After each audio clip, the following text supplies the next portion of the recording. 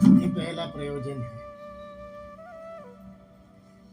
भगवान के ऐश्वर्य को जाने बगैर भक्त को भगवान में आस्था नहीं होती। व्यवहार में भी आपको पता चले कि हम बगल में जो बैठे हैं वो कलेक्टर है, तो उनके ऐश्वर्य जानकर आपको मिलने की इच्छा होगी। आपको पता चले कि ये मुख्यमंत्री है, तो उनके ऐश्वर्य को जानकर आपको मिलने की इच्छा होगी। तो जगत के जो अधिष्ठान है, जगत के रचयिता है, ऐसे ब्रह्म को, ऐसे परमात्मा को जानने की सभी में जिज्ञासा नहीं होती। लोग यही कहते हैं कि हम करते हैं, हम फल भोगते हैं, इसमें भगवान की क्या जरूरत है। आज के जनरेशन में ये विचारधारा हो गई, लेकिन उनको नहीं मालूम कि तुम्हारे कर्म करने के बाद भी तुम्हारी धारणा अनुसार सुख दुख नहीं मिलता। सुख भी तुम्हारी कल्पना से कभी बाहर से भी मिल जाता है, और दुख भी कल्पनातीत मिल जाता है, जो सहन नहीं कर पाते। तो भगवान के ऐश्वर्य के अज्ञान के कारण जीव भगवान के प्रति आकर्षित नहीं होता। इसलिए कथा से, प्रवचन से, सत्संग से लोगों के हृदय में भगवान कौन है, उनका सामर्थ्य क्या है, वो अपने लिए क्या कृपा करुणा करके हमारे प्रारब्ध से उपराम होकर हमको बचा सकते हैं, ये सिद्धांत सत्संग के द्वारा ही प्रकट हो सकता है। तो जगन्नाथपुरी में हर 12 साल के दिन भगवान की मूर्ति पुनः प्रतिष्ठा होती है, और हर साल को रथ यात्रा का रूप में भगवान बाहर भक्तों के ऊपर करुणा करने के लिए प्रकट होते हैं। बाकी शादी विवाह ये जो व्यवहार है वो तो गौण है। भगवान वैसे तो लक्ष्मी जी से विवाह के निमित्त से बाहर आते हैं और जाते हैं, लेकिन ये तो एक पुराणोक्त कथा हो गई। भक्तों के ऊपर करुणा करने के लिए बाहर विहार करने निकलते हैं और उनके ऐश्वर्य जगत को दिखाते हैं कि आज ऐसा क्या हो गया कि पूरी दुनिया हमारे पीछे दौड़ रही है, तो मेरे में कुछ तो होगा ना, नहीं तो लोग इतना क्यों दौड़ेंगे।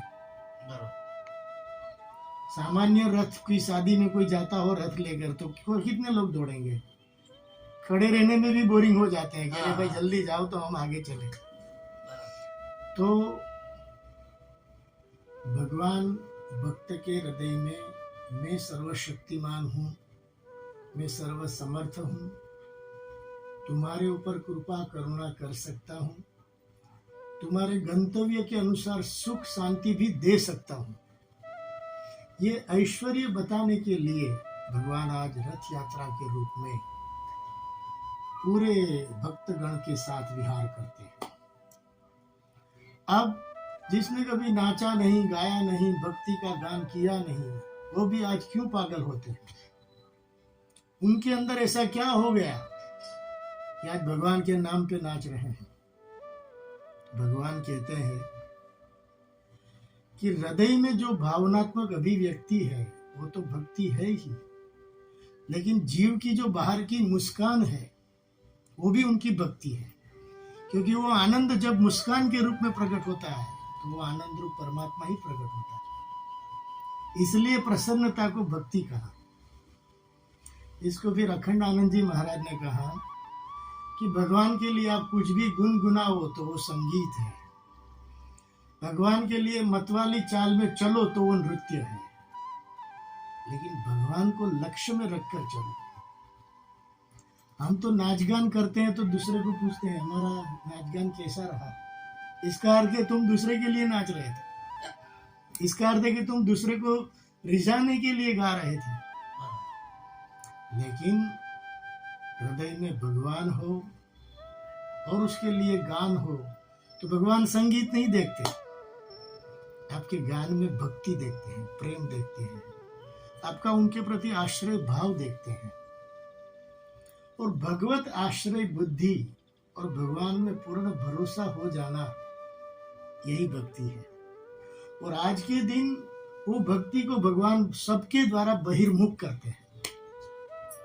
रथ यात्रा के दूसरे दिन किसी को पूछेंगे कि आपको जगन्नाथ के प्रति कितना प्रेम था, तो वो निकाल के बता नहीं सकता, लेकिन इसको वीडियो दिखा के कह सकते हैं कि भाई देखो मैं इतना भावावेश में भगवान के लिए आ गया था।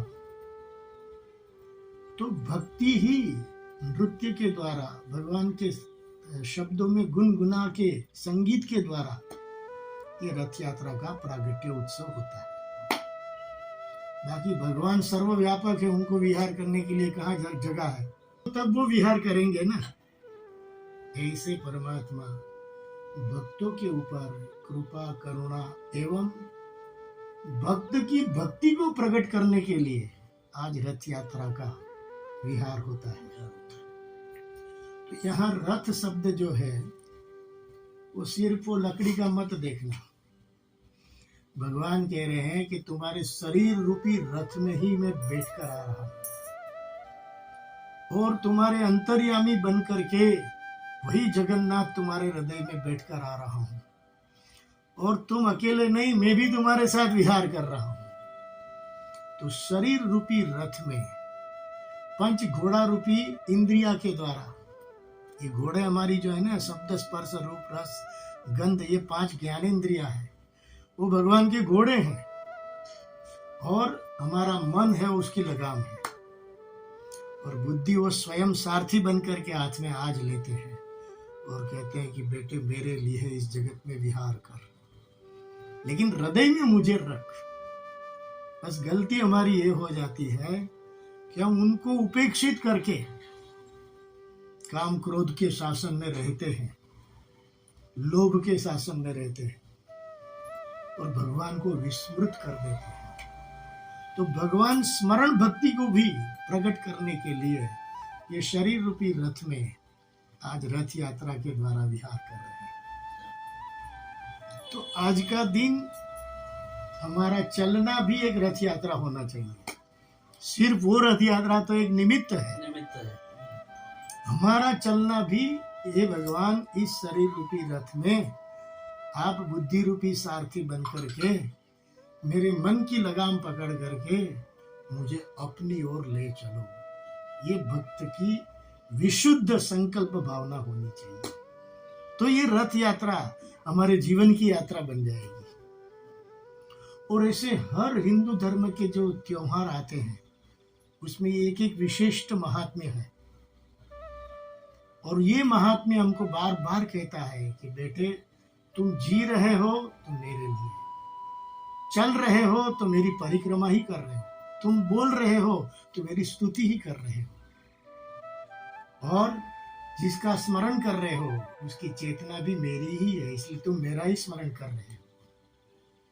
ऐसी दिव्य कथा ये रथ कथा के द्वारा, रथ यात्रा के द्वारा।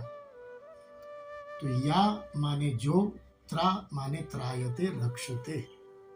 हे भगवान, मेरे जीवन की रक्षा करने के लिए आप मेरी बुद्धि के शासन में आकर मेरे भीतर जो आसुरी संपत्ति है उनकी गुलामी में अभी तक भोग रहा था, तो त्रायते रक्षते, उससे मेरी रक्षा करो।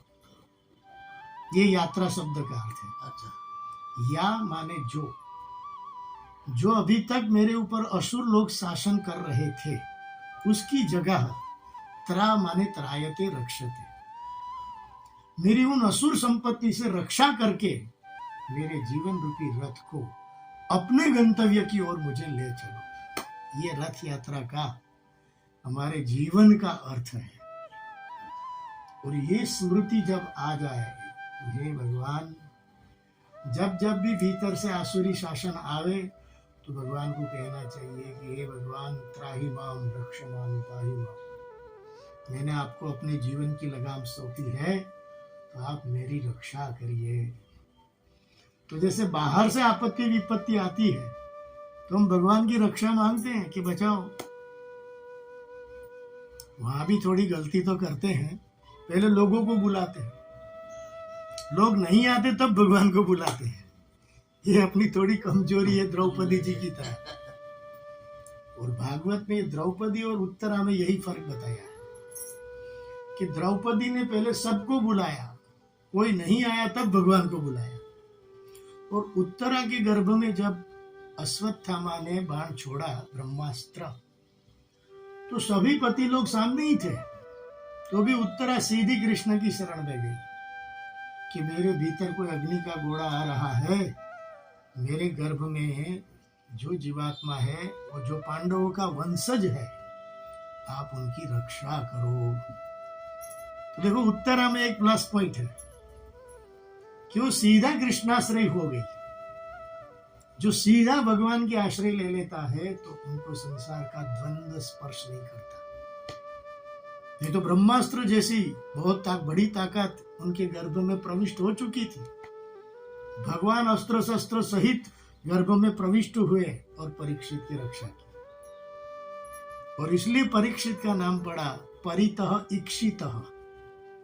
जो बाहर निकल के चारों ओर देखने लगा कि गर्भ में मेरी रक्षा की थी वो कौन था, ये था, वो था, वो था, इसलिए उनका नाम परीक्षित पड़ा। अच्छा, ये भी देखो सब प्रयोजन हमारे वेद व्यास जी ने उनका नाम रखा है। अच्छा, मैं यहाँ परीक्षित का दृष्टांत इसलिए ले आया कि अपने जीवन में भी जो परिस्थिति बाहर से हमारी ओर से शासन नहीं हो रही है, शासित नहीं हो रही है, तो उसी समय भगवान को सौंप देना चाहिए कि भगवान तुम उनकी बुद्धि में शासन करो, तुम उनके व्यवहार में शासन करो, क्योंकि मैं इतना समर्थ नहीं हूं।